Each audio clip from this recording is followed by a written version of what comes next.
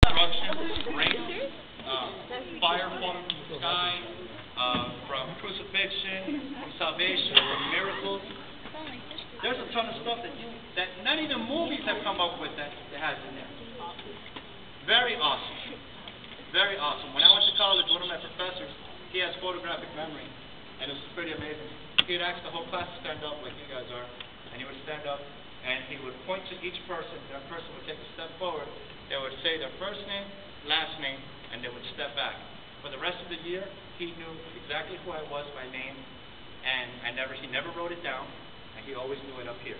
He had photographic memory, and he was a genius. And he was a literature teacher.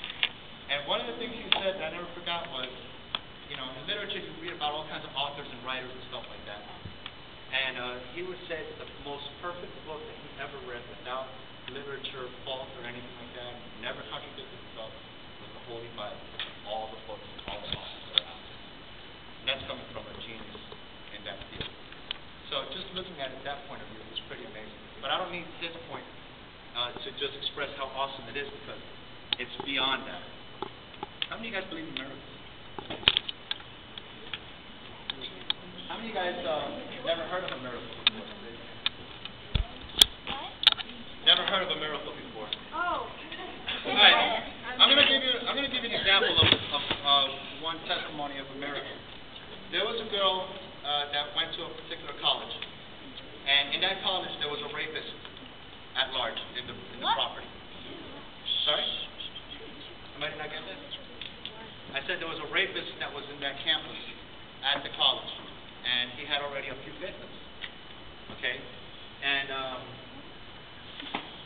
these girls were studying. It was like for, you know, final studies, wherever your big test. And they were walking from one building where the library was at, and they were walking to their dormitories through like trees and bushes, kind of like a little park area, walkway to where they would go to sleep. So they finished their homework, they finished their stuff at the library, and they were walking. But one finished earlier than the other one. She walked alone, and she went and she made it to her dormitory where she went to bed. The other girl took about another 15 minutes, and she came down and she went walking. Well, she didn't make it to her dormitory. There was a guy in the bushes who attacked her, and she became a victim. So she didn't die, but she was very hurt. She was abused. The police came, the investigations came, the whole 9 yards. They found out who was around at that time, and they found out that this girl was around there that walked 15 minutes earlier. So they apprehended the bad guy, and he's here with the cops. And they interrogated the girl, and they brought the girl up, and they went up to the guy and they said, "Did you see her walk by?" He goes, "Oh yeah, I was there for at least an hour before I picked who I was going to attack." Well, how come you didn't attack her? They go, "You crazy? Did you see the two guys she was walking with?" Okay, well when she was walking, because she knew the Word of God, because she walked the right path of God, because she made the right decision and chose to do what's right in her life, which every single one of us has the ability to do.